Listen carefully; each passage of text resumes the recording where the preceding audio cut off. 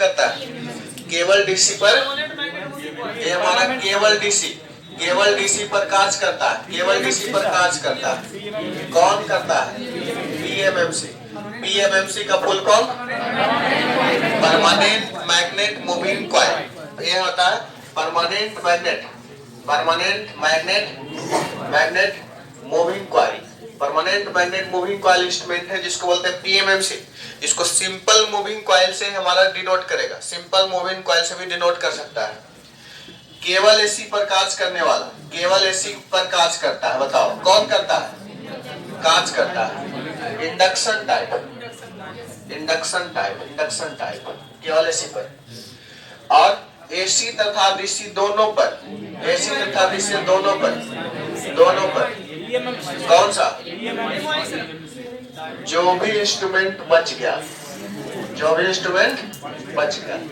गया, जिसका नाम सुने हो भी नहीं सुने हो भी, जिसका नाम सुने हो भी नहीं नाम सुने हो भी, ये 100% सत्य नहीं है बट 99% सत्य है।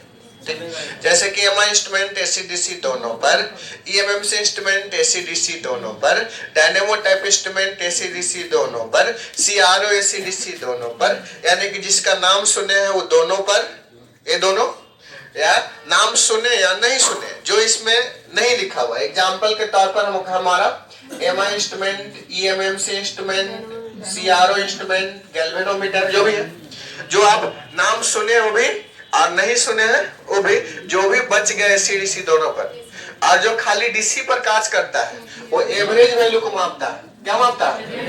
एवरेज वैल्यू को मापता है। और जो खाली एसी पर बात करता है वो आरएमएस वैल्यू को मापता है। जो एसी डीसी दोनों पर करता है वो आरएमएस पर भी वर्क करता है, एवरेज पर भी वर्क करता है। जब उस समय एसी मापेंगे तो एसी में देगा क्या? आरएमएस।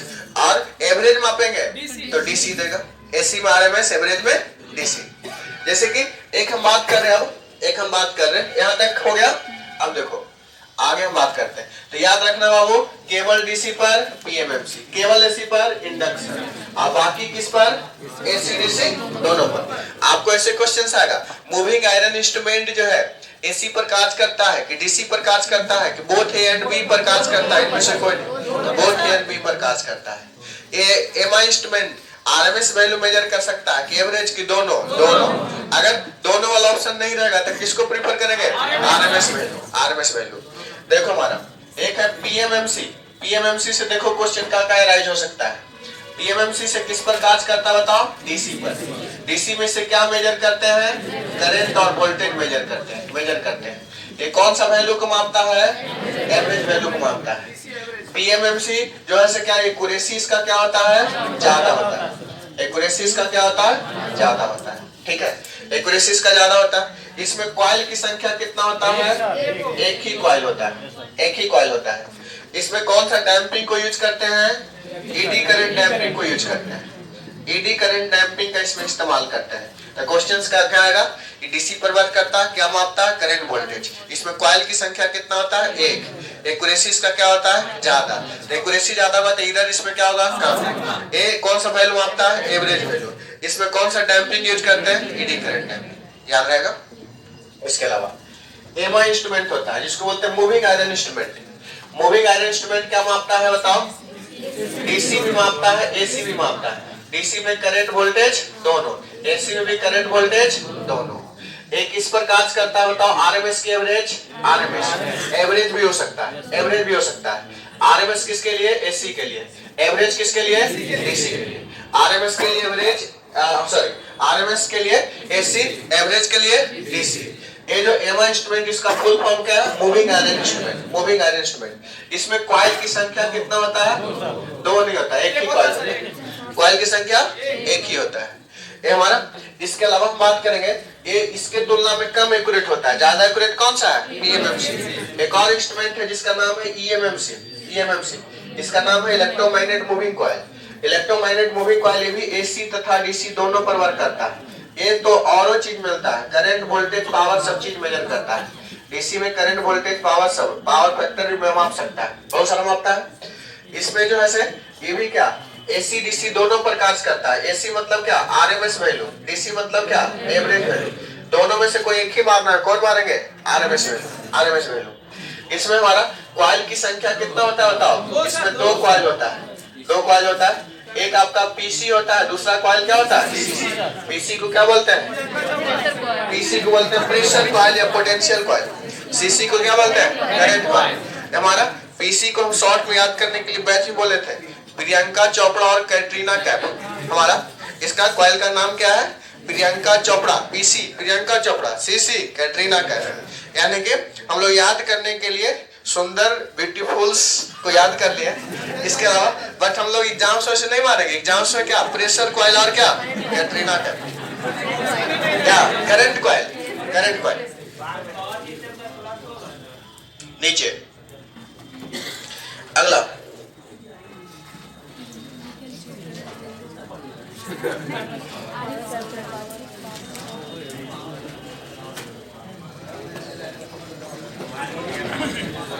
यानी कि ईएमएमसी जो है सबसे घटिया इंस्ट्रूमेंट है। ईएमएमसी सबसे घटिया इंस्ट्रूमेंट है क्योंकि एरर उसमें ज्यादा होता है। अगला वाला देखो सीआरओ। सीआरओ को फुल फॉर्म पूछता है, क्या होता है फुल फॉर्म? कैथोड, अरे ऑसिलोस्कोप, ऑसिलोस्कोप, इसको कैथोड ऑसिलोस्कोप बोलते हैं। सीआरओ का मुख्य पार्ट होता है जिसको बोलते हैं सीआरटी, इसको बोलते हैं cathode ray tube, cathode ray tube, इसको बोलते हैं कैथोड रे ट्यूब। अब देखो ये जो होता है हृदय होता है, हार्ट, हार्ट होता है किसका? सीआरओ का, सीआरओ का हृदय। इसके अलावा सीआरओ कौन सा प्रिंसिपल कर काम करता है? थर्मो आयनिक इमिशंस पर काम करता है, यानी कि इसको हीट करने से इलेक्ट्रॉन्स निकलता है बाहर। ये हमारा थर्मो आयनिक इमिशंस पर कार्य करता है। ये वर्क करता है किस पर? Works on, works on, works on thermo ionic, thermo ionic, ionic emission, thermo ionic emissions पर कार्य करता है। थर्मो आयनिक इमिशंस पर सीआरओ कार्य करता है, ठीक है। अब क्वेश्चन आता है सीआरओ मेजर क्या करता है? ये मेजर क्या करता है बताओ? मेजर करता है voltage, voltage, current, current, frequency, time period, time period, और क्या बताओ? Voltage, frequency, time period, phase, phase, और करंट वोल्टेज में भी क्या? RMS value, average value, peak value सब मेजर करता है। RMS value, average value, peak value सब मेजर करता है। क्वेश्चंस आता है कि क्या नहीं मेजर करता है? नहीं मेजर करता है, ये ज्यादा इंपॉर्टेंट है।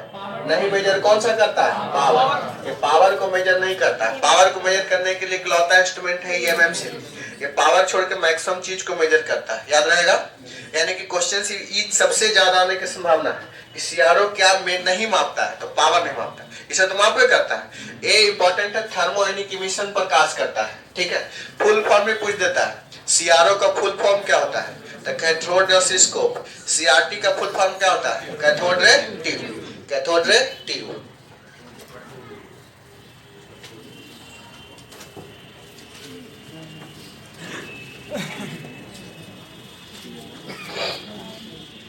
अब होता है मेगर, याद रखें मेगर, मेगर, मेगर क्या करता है?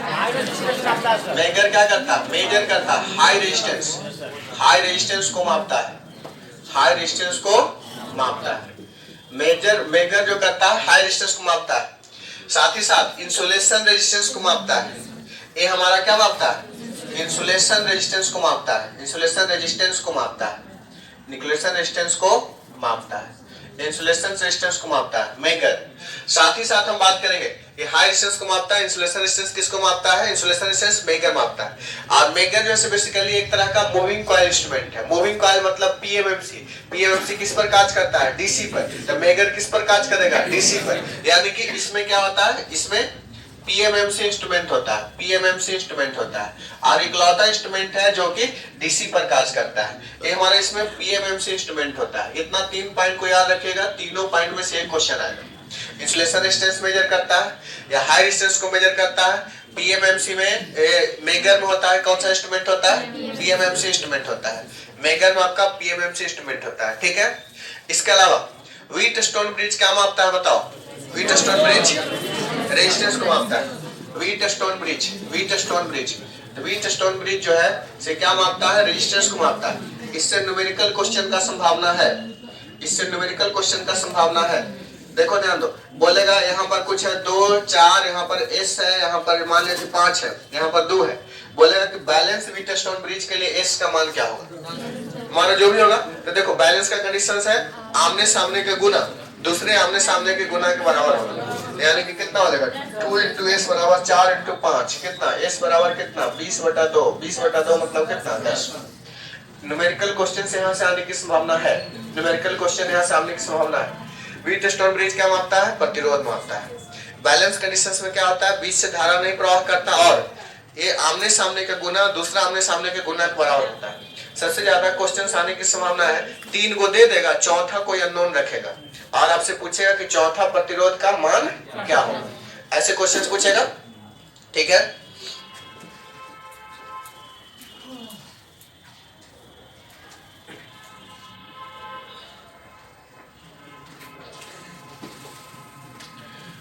आगे देखो, आगे हम बात करेंगे।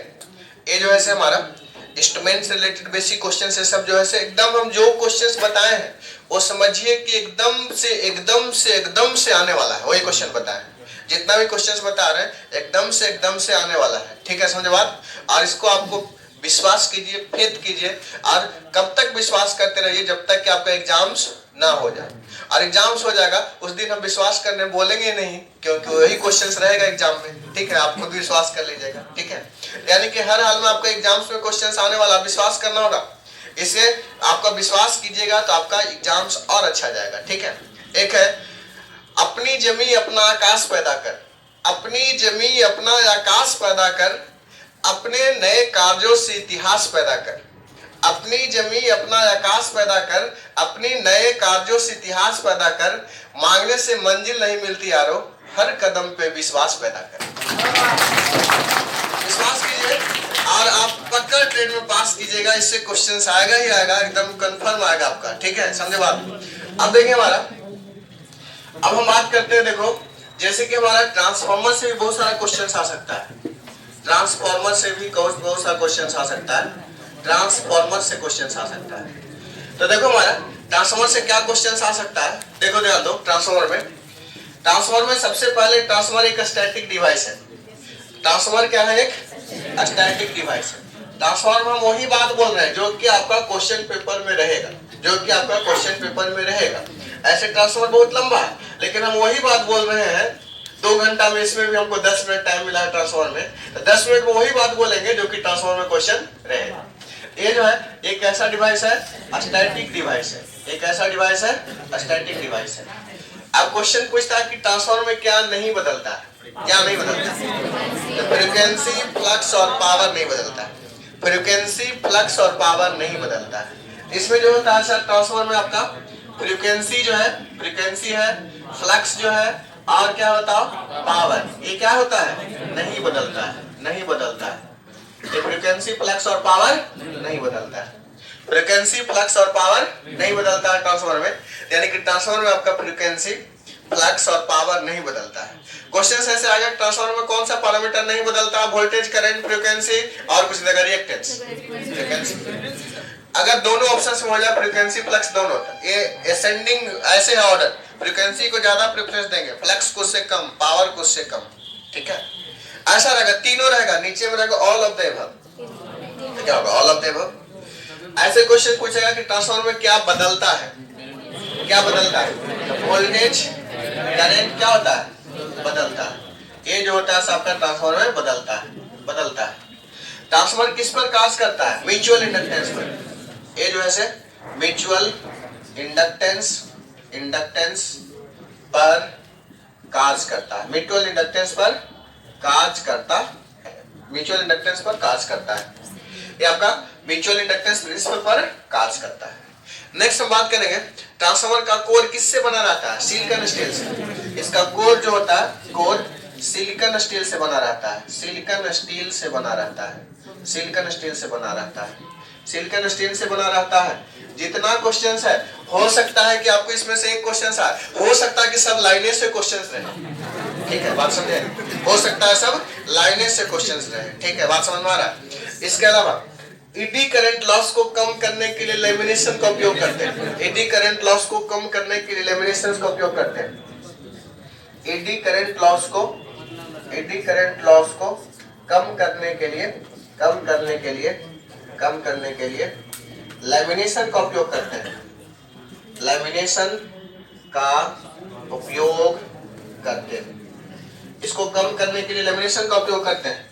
ईडी करंट को कम करने के लिए लैमिनेशन। एक चीज आपको ट्रिक बताते हैं, जब भी क्वेश्चंस में ईडी करंट आए तो ऑप्शंस में ढूंढो लैमिनेशन कहीं छुपा हुआ है क्या, वही आंसर हो। जब भी क्वेश्चंस में लैमिनेशन वर्ड दिखे तो ऑप्शन में ढूंढो कहीं ईडी करंट छुपा हुआ है क्या, वही आंसर। बात समझे? Eddy current lamination, lamination eddy current, eddy current lamination, lamination eddy current, याद रहेगा।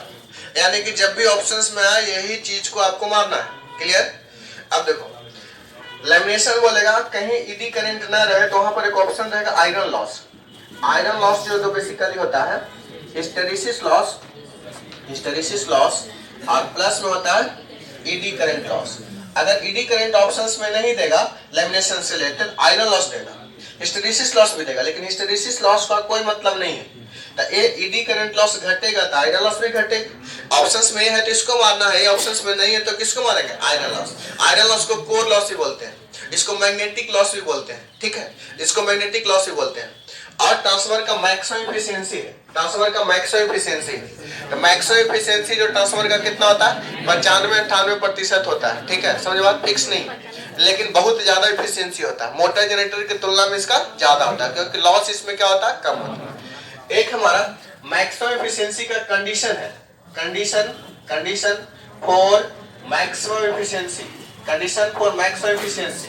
मैक्सिमम एफिशिएंसी का कंडीशन है कि आपका कॉपर लॉस जो होना चाहिए, कॉपर लॉस जो होना चाहिए आयरन लॉस के बराबर होना चाहिए। कॉपर लॉस को हम लोग वेरिएबल लॉस के नाम से भी जानते हैं। Copper loss is also called as variable loss. यानी कि आपका वेरिएबल लॉस जो होगा, वेरिएबल लॉस जो होगा, तो वेरिएबल लॉस किसके बराबर होगा बताओ, कांस्टेंट लॉस के बराबर होगा। Variable loss is equal to constant loss. तो ये दोनों क्वेश्चंस में से कुछ भी ऑप्शंस में दे सकता है। कांस्टेंट लॉस बराबर क्या, वेरिएबल लॉस। आपको क्वेश्चन जो है बहुत ही देखो माथा फोड़ इंपॉर्टेंट क्वेश्चंस है। माथा फोड़ इंपॉर्टेंट क्वेश्चन से है कि आपको इसमें आयरन लॉस दे देगा, आयरन लॉस दे देगा, मान लीजिए कि आपको आयरन लॉस 600 वाट है, कितना वाट है 600 वाट। कॉपर लॉस भी दे देगा इसमें, कॉपर लॉस करके दे या वेरिएबल लॉस करके दे, मान लीजिए कि 500 वाट है। आपसे क्वेश्चन पूछेगा कि टोटल लॉस निकाले, टोटल लॉस निकाले, टोटल लॉस कब, मैक्सिमम एफिशिएंसी पर निकाले, मैक्सिमम एफिशिएंसी पर निकाले। यही क्वेश्चंस रहेगा, यही क्वेश्चन रहेगा, डिट्टो क्वेश्चंस रहेगा। हो सकता है कि डाटा चेंज हो सकता है डाटा चेंज हो, बट कंसेप्ट बिल्कुल डिट्टो कॉपी पेस्ट होगा। अब देखो टोटल लॉस जो होता है, टोटल लॉस किसको होता है बताओ, कॉपर लॉस प्लस में क्या होता है ट्रांसफर में, आयरन लॉस होता है।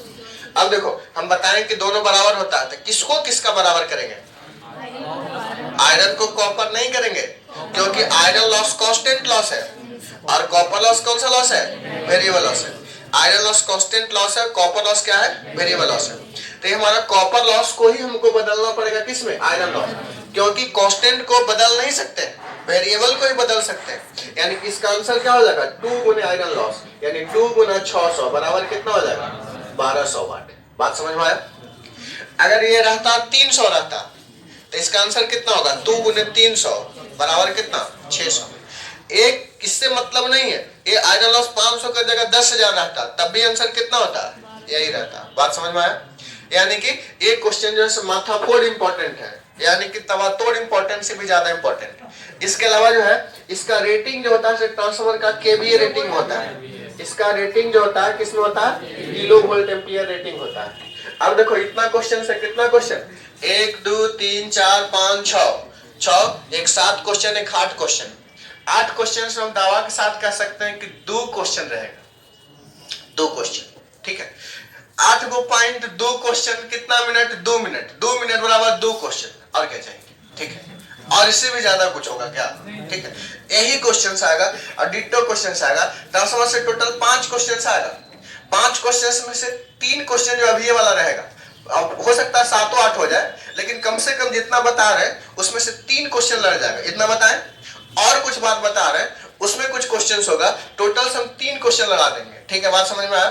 देखना 3 क्वेश्चन जितना बता रहे हैं उतना ही में से एग्जाम देने के बाद आएगा। टोटल हम मिनिमम गारंटी आपको दी है कितना प्रतिशत मार्क्स, 35% मार्क्स। हमारा 2 घंटा कंप्लीट होते होते भर में आपका 35% मार्क्स गारंटेड के साथ आ जाएगा। ठीक है, इसके लिए आप निश्चिंत रहिए, बिल्कुल एकदम निश्चिंत रहना। ठीक है, हमारा एकदम से निश्चिंत रहिए, आपका एकदम बिल्कुल के बिल्कुल आपका एकदम से होगा, रिजल्ट होगा, पक्का होगा।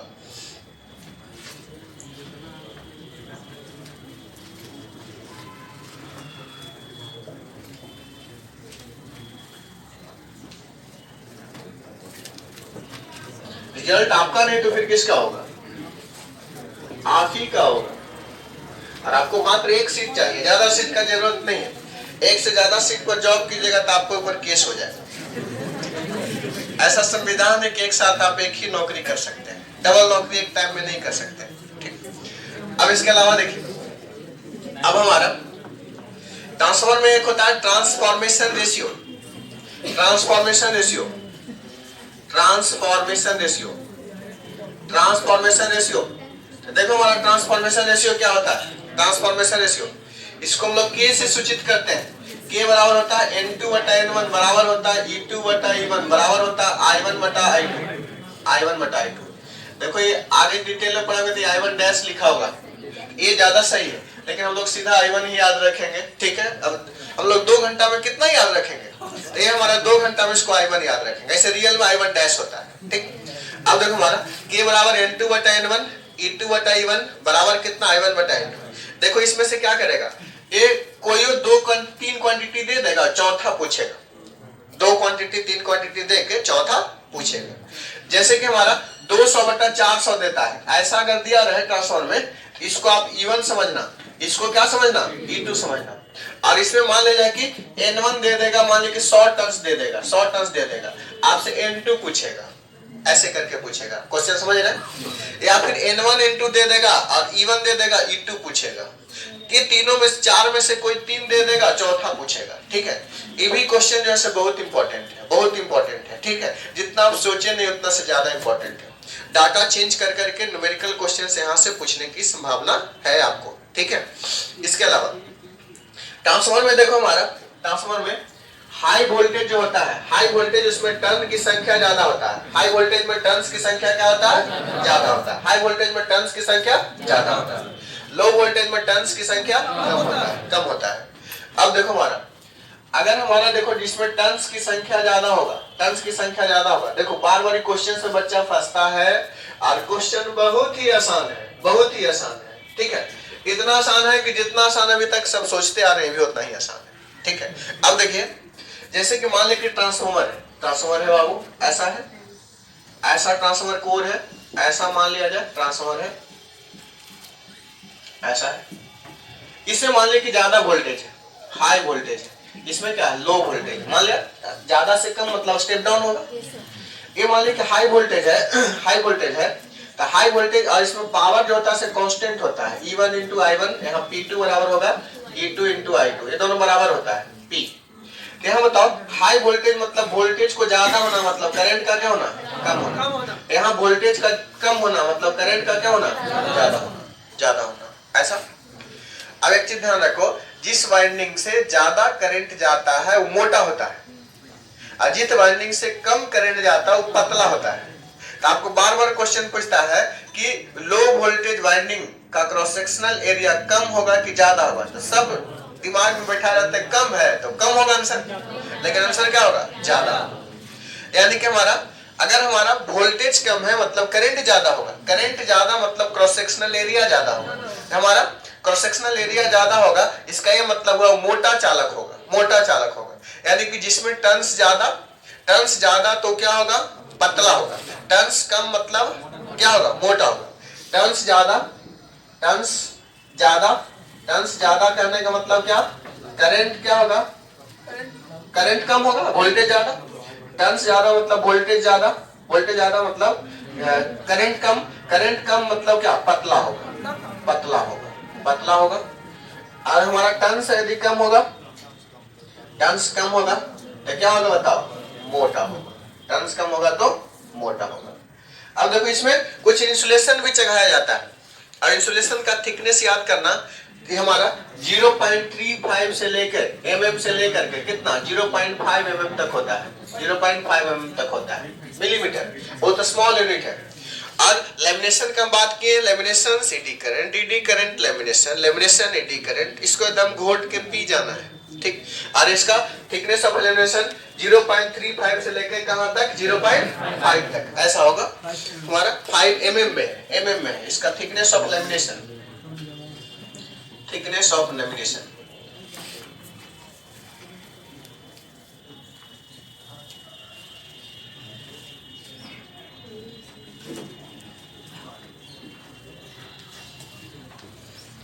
अब देखिए ट्रांसफार्मर में देखो हमारा डेल्टा स्टार ट्रांसफार्मर है 3 फेज में, इसको हम लोग यूज करेंगे स्टेप अप के लिए। किसको यूज करेंगे? स्टेप अप के लिए। स्टार डेल्टा है, इसको यूज करेंगे किसके लिए? स्टेप डाउन के लिए, स्टेप डाउन के लिए, स्टेप डाउन, स्टेप अप के लिए, स्टेप अप के लिए उपयोग करेंगे, इसको स्टेप डाउन के लिए उपयोग करेंगे।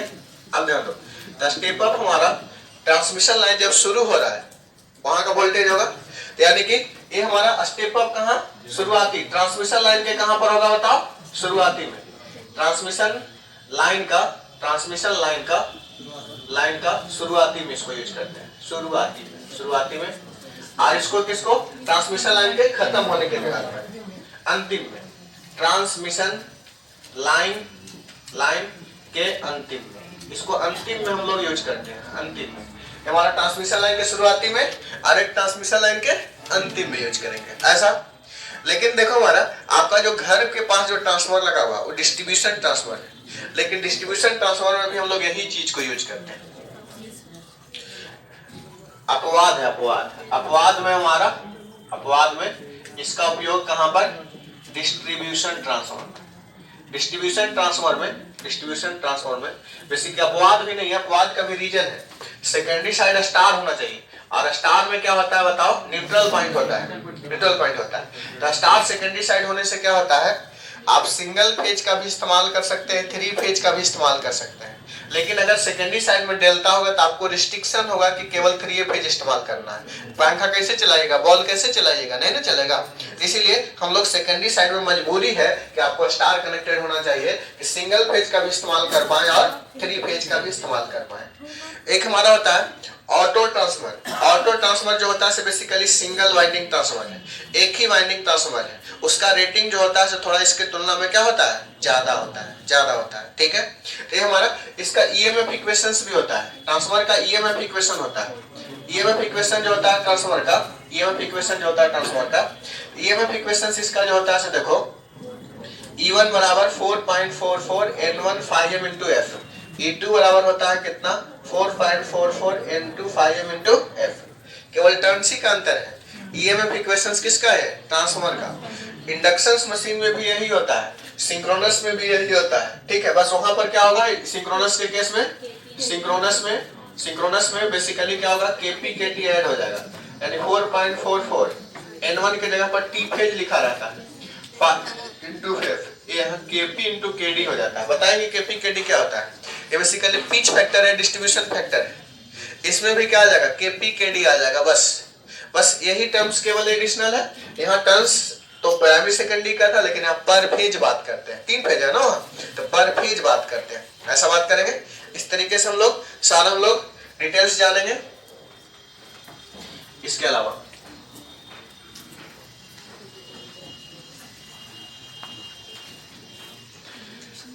जो है जनरेशंस, देखो कितना कितना वोल्ट आता है हमारा जनरेशंस, पावर का जनरेशंस देखो क्या है? पावर का जनरेशन 6.6 केवी हो सकता है, 11 केवी हो सकता है, 13.2 केवी हो सकता है, 15 केवी हो सकता है, ठीक है। क्वेश्चन आएगा कि भारत में इसमें से कौन सा जनरेशन नहीं है, इसके अलावा कोई ऑप्शन सुनेगा वो जनरेशन नहीं है।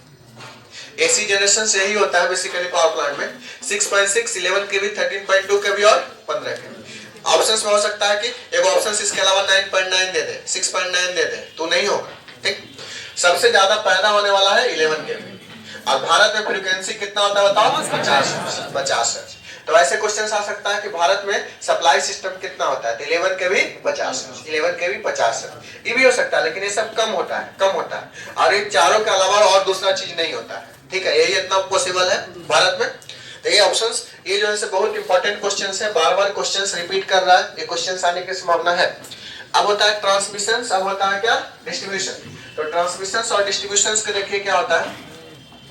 ट्रांसमिशन, तो ट्रांसमिशन जो है प्राइमरी ट्रांसमिशन और एक होता है सेकेंडरी ट्रांसमिशन। ये हमारा एक होता है प्राइमरी ट्रांसमिशन, एक होता है प्राइमरी ट्रांसमिशन